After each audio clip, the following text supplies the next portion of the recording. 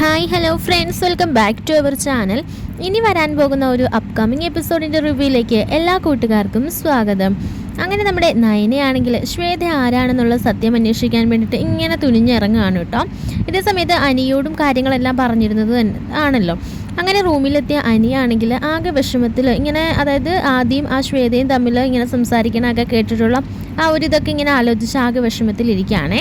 അനാമിക വന്നിട്ട് ചോദിക്കുന്നുണ്ട്, എന്ത് പറ്റി അനി, എന്താ നിൻ്റെ മുഖം വല്ലാതിരിക്കുന്നത്, എന്തോ പ്രശ്നമുണ്ടല്ലോ, എന്നോട് പറയാമെന്ന് പറയുമ്പോൾ ഒന്നുമില്ല അനാമിക എന്ന് പറയുമ്പോൾ ഇല്ല എന്തോ ഉണ്ട്, ഞാൻ നിൻ്റെ ഭാര്യയല്ലേ, എന്നോട് നീ പറയില്ലേ എന്നൊക്കെ ഇങ്ങനെ ചോദിക്കാൻ കേട്ടോ.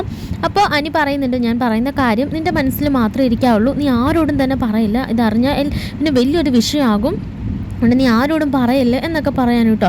ഞാൻ ആരോടും പറയില്ല, നീ പറയുന്ന ഒരു കാര്യമല്ലേ എന്നൊക്കെ പറഞ്ഞിട്ട് അനാമികയും പറയുന്നുണ്ട് കേട്ടോ. എന്നിട്ട് അനി പറയുന്നുണ്ട്, അത് പിന്നെ ആദ്യേട്ടനാണെങ്കിൽ എന്തോ ഒരു ചുറ്റിക്കളി ഉള്ളതുപോലെ, ആദ്യേട്ടൻ്റെ പഴയ കോളേജിൽ മേറ്റ് ഉണ്ടായിരുന്നു ശ്വേത എന്ന് പറയണം, പുള്ളിക്കാരിയുമായിട്ട് ഇപ്പോൾ എപ്പോഴും കാണലും സംസാരവും ഒക്കെയാണ്. അപ്പോൾ ഇന്നലെ യാദൃശ്യവശാൽ ഞാനും ഏട്ടത്തെയും കൂടെ ഓഫീസിൽ പോണ വഴിക്ക് അവരെ വീട്ടിൽ ഇങ്ങനെ സംസാരിച്ചുകൊണ്ടിരിക്കണൊക്കെ കണ്ടു. അപ്പോൾ അതാലോചിച്ചിട്ടൊരു ടെൻഷൻ, നിങ്ങളുടെ ആദ്യേട്ടനോ, എനിക്ക് വിശ്വസിക്കാൻ കഴിയുന്നില്ല, ഇങ്ങനെയൊക്കെ ചെയ്യുമോ പുള്ളി എന്നൊക്കെ ഇങ്ങനെ ചോദിക്കാൻ കേട്ടോ. എന്തോ ഞാനും അങ്ങനെയൊക്കെയാണ് പ്രതീക്ഷിച്ചിരുന്നത്, പക്ഷേ ഏട്ടൻ്റെ ഇപ്പോഴത്തെ ആ ഒരു പെരുമാറ്റങ്ങളും, പിന്നെ ഏട്ടനിങ്ങനെ ഓഫീസിൽ പോലും നിൽക്കുന്നില്ല, ഓഫീസിൽ നിന്ന് തന്നെ ഓരോ ആവശ്യങ്ങൾ പറഞ്ഞ് ഇറങ്ങി ശ്വേതയുടെ ഒപ്പം ഇങ്ങനെ ഓരോ കാര്യങ്ങൾക്ക് വേണ്ടി പോവുക, അതൊക്കെ കണ്ടപ്പോൾ എന്തോ ഒരു മനസ്സിനും അല്ലാതെ ഏട്ടത്തിക്കും ആകെ സങ്കടവും വിഷമവും ഒക്കെയാണ് എന്നൊക്കെ ഇങ്ങനെ പറയാൻ കേട്ടോ. പക്ഷേ എന്നാ ചെയ്യാനാ, അതുകൊണ്ടായിരിക്കും ആദ്യേട്ടനും അതുപോലെ തന്നെ നൈനേച്ചിയും തമ്മിലൊരു അടുപ്പം ഇല്ലാത്തത്, ആദ്യേട്ടന് വേറൊരു പെൺകുട്ടി ഇഷ്ടമായതുകൊണ്ടായിരിക്കും അല്ലേ ഇനി, എന്തോ എനിക്കറിയില്ല, എന്തായാലും ഇതിൻ്റെ സത്യാവസ്ഥ അറിയാതെ നീ ഈ കാര്യങ്ങളൊന്നും ആരോടും പോയി പറയണ്ട കേട്ടോ എന്നൊക്കെ ഇങ്ങനെ അനി പറയാൻ കേട്ടോ. അതെ, ഞാൻ ആരോടും പറയില്ല അനി, നീ ഒന്ന് സമാധാനപ്പെടും, പിന്നെ നീ ഇങ്ങനെ വിഷമിച്ചിരിക്കാതെ ആ കാര്യങ്ങളൊക്കെ അതിൻ്റെ വഴിക്ക് നടന്നോളും, നീ ഇപ്പം നമ്മുടെ കാര്യങ്ങളിലേക്ക് വന്ന് പറഞ്ഞിട്ട് അനാമിക ഓരോന്ന് പറയാൻ കേട്ടോ.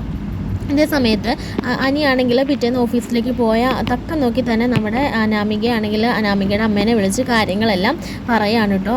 കൊള്ളാലോ, എന്തായാലും നമ്മൾ ആഗ്രഹിച്ച പോലെ തന്നെ കാര്യങ്ങൾ നടക്കുക, എല്ലാവരും തലേക്കേറ്റി വെച്ചതല്ലേ, നീ അവളുടെ മേലിലോട്ട് ഈ പഴി ഇടണം, എന്തായാലും സന്തോഷകരമായൊരു ജീവിതം ഒന്നും അല്ലല്ലേ അപ്പോൾ അവർക്കിടയിൽ, മുത്തശ്ശനും മുത്തശ്ശിയും മാത്രമാണ് അവളെ ഇങ്ങനെ ചേർത്ത് പിടിക്കുന്നത്, എത്ര കാലം ഇങ്ങനെ ചേർത്ത് പിടിക്കും, ഭർത്താവിൻ്റെ സ്നേഹവും പരിചരണവും ഇല്ലാതെ ഭാര്യ എന്ന് പറഞ്ഞിട്ട് വല്ല കാര്യമുണ്ടോ, എൻ്റെ മോള് തന്നെ ആയിരിക്കണം അവിടുത്തെ എല്ലാം എന്നൊക്കെ ഇങ്ങനെ പറഞ്ഞ് എന്നിട്ട് പറയുന്നുണ്ട്, എന്ത് കാര്യം ചെയ്താലും നോക്കി കണ്ടും ചെയ്തേക്കണം, നിനക്കൊരു ദോഷം വരരുത്, അതേ എനിക്ക് പറയാനുള്ളൂ, നമുക്ക് സ്വപ്നം കാണാൻ പറ്റാത്തൊരു ബന്ധമാണ് നമുക്കിപ്പോൾ കിട്ടിയിരിക്കുന്നത്, അത് നീ മാക്സിമം യൂട്ടിലൈസ് ചെയ്യണം, നിൻ്റെ പേരിലേക്ക് എന്തെങ്കിലുമൊക്കെ ഒരു അസറ്റ് മാറ്റി വെച്ചിരിക്കണം എപ്പോഴും എന്നൊക്കെ ഇങ്ങനെ പറയാൻ കേട്ടോ. അതൊക്കെ ഞാൻ ഏറ്റവും പതിയെ ഞാൻ തന്നെയാവും ഇവിടുത്തെ എല്ലാം മൂത്ത മരുമകളുടെ കയ്യിലേക്ക് ചാവി വരെ കൊടുത്തിട്ടുണ്ട്, അത് എനിക്ക് എങ്ങനെയും നേടിയെടുക്കാം, അതെൻ്റെ ഒരു വാശിയാണ്, എന്നെ കൊച്ചാക്കിക്കൊണ്ടാണ് അവർ നയനയ്ക്കത് കൈമാറിയത്, അതെനിക്ക് സഹിക്കാൻ പറ്റുന്നില്ലാമേ, അതിൻ്റെ പ്രതികാരമായിട്ട് ഞാൻ എന്തായാലും ചെയ്തിരിക്കും എന്നൊക്കെ ഇങ്ങനെ പറയാൻ കേട്ടോ.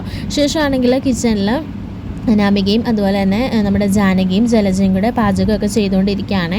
ഈ സമയത്ത് അനാമിക പറയുന്നുണ്ട്, അമ്മേ ഒരു കാര്യം അറിഞ്ഞായിരുന്നോ, ഞാൻ ഈ പറയുന്ന കാര്യം ആരോടും പറയില്ല കേട്ടോ. എന്താ മോളെ, എന്താ, അത് പിന്നെ ആദ്യേട്ടനെക്കുറിച്ചോ, ആദ്യം പറ്റി എന്താ പറ്റിയ, എന്താ പ്രശ്നം എന്താ എന്നൊക്കെ പറയുമ്പോൾ അനാമിക പറയാണ്, അത് പിന്നെ ഇന്നലെ അനി വന്നപ്പോൾ പറഞ്ഞതാണ്, ആദ്യേട്ടന് വേറെ ഏതോ ഒരു പെൺകുട്ടിയായിട്ട് എന്തോ ഒരു ചുറ്റിക്കളിയൊക്കെ ഉണ്ടെന്ന്, അത് അനിയും അതുപോലെ തന്നെ നയന ചേച്ചിയും കണ്ടു എന്നൊക്കെയാണ് പറയണേ, ഇന്നലെ ഓഫീസിൽ പോലും പോകാതെ ആദ്യമായിട്ട് ഓഫീസിൽ നിന്ന് ധൃതി വെച്ച് പോയിരിക്കുകയായിരുന്നത്, അപ്പോൾ ഇവർ വഴിയിൽ വെച്ചെങ്ങാണ്ട് കണ്ടു എന്നൊക്കെ പറയുന്നത്, എന്തോ ഒരു ചുറ്റിക്കളി ഉണ്ടെന്ന്, നമ്മളാരും വിചാരിക്കുന്ന ടൈപ്പൊന്നും അല്ല അവർ എന്നൊക്കെ ഇങ്ങനെ പറയാൻ കേട്ടോ. ഈ സമയത്ത് ആദ്യയെക്കുറിച്ച് എനിക്ക് അങ്ങനെ ഒരിക്കലും ചിന്തിക്കാൻ കഴിയുന്നില്ല, എന്തൊക്കെ പറഞ്ഞാലും വഴക്കും വയ്യാവലിയൊക്കെ ഉണ്ടാക്കിയാലും അവനെൻ്റെ മൂത്ത മകൻ തന്നെയാണ്, പക്ഷേ അവനെക്കുറിച്ച് ഇങ്ങനെ ഒരു അപവാദം കേൾക്കുന്നു ഞാൻ ഒരിക്കലും പ്രതീക്ഷിച്ചില്ല. ഉടനെ ജലജ പറയുന്നുണ്ട്, അപ്പോൾ അതായിരിക്കും കെട്ടിയോളും തമ്മിൽ വലിയ അടുപ്പമൊന്നും ഇല്ലാത്തത്, അവന് വേറെ പെൺകുട്ടിയെ ഇഷ്ടമായിരിക്കും, എന്തായാലും കൊള്ളാം, എൻ്റെ മോനെ പറഞ്ഞ് എല്ലാവരും എന്തൊക്കെ പുകിലായിരുന്നു ഇവിടെ നടത്തിയിരുന്നത്, ഇപ്പം സൽപുത്രൻ കാണിച്ചു കൂട്ടുന്നൊക്കെ കണ്ടോ എന്ന് പറഞ്ഞ് ജലജയും സന്തോഷിക്കാൻ കേട്ടോ. എന്നാൽ നമ്മുടെ ജാനകിയുടെ മുഖത്ത് ചെറിയ സങ്കടമൊക്കെ ഉണ്ടായി. അങ്ങനെ ജാനകി പിന്നീട് അകത്തേക്ക് കയറി പോവുകയാണ്. ഈ തക്കം നോക്കി അനാമിക ജലജയോട് പറയുന്നുണ്ട്, അപ്പച്ചി ഇപ്പം നമുക്ക് നല്ലൊരു അവസരമാണ് കിട്ടിയിരിക്കുന്നത്, ഇത് നയനയുടെ പേരിലേക്ക് എങ്ങനെയെങ്കിലുമൊക്കെ തിരിച്ചിട്ടിട്ട് അത് നയനയ്ക്ക് സംശയമാണെന്നോ അങ്ങനെയൊക്കെ പറഞ്ഞിട്ട് ദേവയാനി അപ്പച്ചിയോട് ഈ കാര്യങ്ങളെല്ലാം പറയണം, അങ്ങനെ അവർ തമ്മിൽ തെറ്റിക്കോളും, എനിക്ക് വലിയൊരു പ്ലാൻ ഉണ്ട് എന്നൊക്കെ പറയാൻ കേട്ടോ. നീ എന്ത് പ്ലാനിങ് വേണമെങ്കിലും നടത്തിക്കോ, കട്ടയ്ക്ക് ഞാൻ നിൻ്റെ കൂടെ ഉണ്ട്, പക്ഷേ കാര്യം കഴിഞ്ഞ് കഴിയുമ്പോഴത്തേക്കിനും ഞാനാണ് എല്ലാം ചെയ്തതെന്ന് മാത്രം നീ പറയില്ല എന്നിങ്ങനെ പറയാൻ കേട്ടോ ജലജ. അതൊന്നുമില്ല, ഇപ്പം അപ്പച്ചി കണ്ടോ ഞാൻ എന്താ ചെയ്യാൻ പോകുന്നു എന്ന് പറഞ്ഞിട്ട് നേരെ ദേവയാനിയുടെ അടുക്കിലേക്ക് ചെല്ലാൻ കേട്ടോ അനാമിക. ഇതേ സമയത്ത് ജലജ പറയുന്നുണ്ട്, അതായത് ജലജ ഇങ്ങനെ ചിന്തിക്കുകയാണ്, നമ്മളിവിടെ എന്തൊക്കെ കാണിച്ചു കൂട്ടി, പക്ഷെ എല്ലാം നമ്മുടെ തലയിലേക്ക് വരും. ഞാൻ ചിന്തിച്ച കാര്യങ്ങളൊന്നും നടന്നിട്ടുമില്ല. അതെ, വന്ന് കയറി കുറച്ച് ദിവസം ആയതേ ഉള്ളൂ. എന്തൊക്കെ കുതന്ത്രങ്ങൾ ഒപ്പിക്കാവോ, എന്തൊക്കെ ആരെയൊക്കെ എങ്ങനെയൊക്കെ ദ്രോഹിക്കാവോ എല്ലാം ചെയ്യുന്നുണ്ട്. ചെറുപ്പത്തിൻ്റെ ചുറുചുറുപ്പോടെ കാണിക്കുന്നതാ, ഇവളെ കൂട്ടുപിടിച്ച് നിന്നാൽ നമുക്കും എന്തെങ്കിലുമൊക്കെ നേട്ടമുണ്ട് എന്ന് പറഞ്ഞുകൊണ്ട് ജലജയും നിൽക്കുകയാണ് കേട്ടോ. ഇതേ സമയത്ത് ദേവയാനിയുടെ അടുക്കിലേക്ക് ചെന്നിട്ട് നമ്മുടെ അനാമിക പറയുന്നുണ്ട്, അപ്പച്ചി എനിക്കൊരു കാര്യം പറയാനുണ്ട്. എന്താ പറഞ്ഞോ, അർജൻറ്റാണോ എന്നിങ്ങനെ ചോദിക്കുമ്പോൾ കുറച്ച് സീരിയസ് ആണ്, എന്താ പറ്റിയ എന്നിങ്ങനെ ചോദിക്കാൻ കേട്ടോ. അത് പിന്നെ നയന ചേച്ചി ആണെങ്കിൽ അപ്പച്ചിയെ പറ്റിക്കുക, ശരിക്കും പറ്റിക്കുകയാണെന്ന്. എങ്ങനെ? അത് പിന്നെ ഓഫീസിലേക്കാണ് പോകുന്നതെന്ന് പറഞ്ഞിട്ട് ഇങ്ങനെ ആദ്യേട്ടനെ ഫോളോ ചെയ്ത് നടക്കുക. ആദ്യനെ ഫോളോ ചെയ്യുന്നു എന്തിന്? ആദ്യേട്ടന് കുറേ ഫ്രണ്ട്സൊക്കെ ഉണ്ടല്ലോ, ആ ഫ്രണ്ട്സുമായിട്ട് ഇങ്ങനെ ടൈം സ്പെൻഡ് ചെയ്യുന്നതൊന്നും നയന ചേച്ചിക്ക് ഇഷ്ടമല്ല. അതിൻ്റെ സംശയം കൊണ്ട് ഇങ്ങനെ ആദ്യേട്ടനെ ഇങ്ങനെ ഫോളോ ചെയ്ത് നടക്കില്ല പരിപാടി. ഇന്നലെ പോലും ഓഫീസിൽ പോയിട്ടില്ലായിരുന്നു എന്നൊക്കെ പറയാനിട്ടോ. നീ എന്തൊക്കെയായി പറയുന്നത്? സത്യമാണോ പറയുന്നത്? സത്യം തന്നെയാണ്. ഞാൻ പറഞ്ഞത് കള്ളമാണെങ്കിൽ ഇന്ന് നയന ചേച്ചി വരുമ്പോൾ ചോദിച്ചു നോക്ക്, എവിടെയാണ് പോയത്, ഇന്ന് പോയിട്ടില്ലെങ്കിൽ ഇന്നലെ എവിടെയായിരുന്നു എന്നൊന്ന് ചോദിച്ചു നോക്ക്. അപ്പം അപ്പച്ചിക്ക് കാര്യങ്ങൾ മനസ്സിലാവും. ഞാൻ ചോദിക്കട്ടെ, നീ പറഞ്ഞതിൽ എന്തെങ്കിലും സത്യം ഉണ്ടെങ്കിൽ അവളെ ഞാൻ ഇരുത്തേണ്ടത് ഞാൻ ഇരുത്തും. അഥവാ നീ പറഞ്ഞത് കള്ളമാണെങ്കിൽ നിനക്ക് പിന്നെ ഈ വീട്ടിൽ എന്തായിരിക്കും സ്ഥാനമെന്ന് ഞാൻ തീരുമാനിക്കും. എന്നിട്ട് ദേവയാനി അപ്പം തന്നെ വീട്ടിൽ നിന്ന് ഇറങ്ങുന്നുണ്ട് കേട്ടോ. എന്നിട്ട് നയനെ ഇങ്ങനെ നയനയുടെ പുറകെ തന്നെ പിന്നാലെ പോകുന്നുണ്ട്. അപ്പോൾ നയന ഓഫീസിൽ എത്തിയിട്ടുണ്ടായിരിക്കില്ല. നയന ഇങ്ങനെ ശ്വേതയുടെ വീടും പരിസരത്തിലുള്ളവരോടൊക്കെ ശ്വേത എവിടെ നിന്നാണെന്ന് അങ്ങനെ കുറച്ച് ഡീറ്റെയിൽസും കാര്യങ്ങളൊക്കെ ചോദിക്കുമായിരിക്കും കേട്ടോ. അങ്ങനെ ദേവയാനി ഇതെല്ലാം കണ്ട് ആകെ അമ്പരന്ന് നിൽക്കുമായിരിക്കും കേട്ടോ. അങ്ങനെ വീട്ടിലേക്ക് എത്തിയ ദേവയാനിയുടെ മുഖം ഒരു കടന്നൽ കുത്തിയ മാതിരി ഉണ്ടായിരുന്നു. ഓടി ചെന്ന് അനാമിക ചോദിക്കുന്നുണ്ട്, എന്താ അപ്പച്ചി ഇപ്പം ഞാൻ പറഞ്ഞ കാര്യങ്ങൾ സത്യമായില്ലേ? ഇപ്പം അപ്പച്ചിക്ക് എന്ത് തോന്നുന്നു? ഞാൻ കള്ളത്തരമൊന്നും പറഞ്ഞല്ല. എൻ്റെ അപ്പച്ചി അവളെ ഇങ്ങനെ നയനേച്ചിനെ ഇങ്ങനെ ആത്മാർത്ഥമായിട്ട് സ്നേഹിക്കുന്നത് കൊണ്ട് നയനേച്ചി തിരിച്ച് ചതിക്കുകയാണല്ലോ എന്നുള്ളൊരു വിഷമം എൻ്റെ മനസ്സിലുണ്ട്. അതുകൊണ്ട് ഞാൻ പറഞ്ഞതേ ഉള്ളൂ. എന്തായാലും അപ്പച്ചൻ്റെ മകനെ വല്ലാത്ത സംശയമാണ്. ഇങ്ങനെ സംശയത്തോടെ നിഴലിലൊക്കെ കാണുമ്പോൾ ആദ്യമായിട്ട് എന്തുമാത്രം വിഷമം ഉണ്ടാകും എന്നൊക്കെ ഇങ്ങനെ പറയും. ശേഷം വൈകുന്നേരം നയന എത്തുമ്പോഴേക്കും നമ്മുടെ ദേവയാനി ചോദിക്കുന്നുണ്ട്, നിൽക്ക്, കയറാൻ വരട്ടെ എന്ന് പറയാൻ കേട്ടോ. അപ്പോൾ എല്ലാവരുടെ മുഖത്താകെ സന്തോഷം വിടരുകയാണ്. അതായത് നമ്മുടെ അനാമികയുടെയും ജലജയുടെയും അതുപോലെ തന്നെ ജാനകിയുടെ മുഖത്ത് ഇങ്ങനെ പുഞ്ചിരി വിടരുന്നുണ്ട് കേട്ടോ. എന്താ അമ്മേ, എന്താ പറ്റിയേ? ഒന്നും പറ്റിയില്ല. നീ ഇന്ന് എവിടെ പോയതായിരുന്നു എന്ന് ചോദിക്കുകയാണ് കേട്ടോ. അത് പിന്നെ ഞാൻ ഇന്ന് നീ ഓഫീസിൽ പോയോ? ഓഫീസിന് പോകുന്നതിന് മുമ്പ് നീ കുറേ സ്ഥലത്ത് തെണ്ടി നടന്നല്ലോ, അതെവിടെയായിരുന്നു എന്നിങ്ങനെ ചോദിക്കുകയാണ് കേട്ടോ.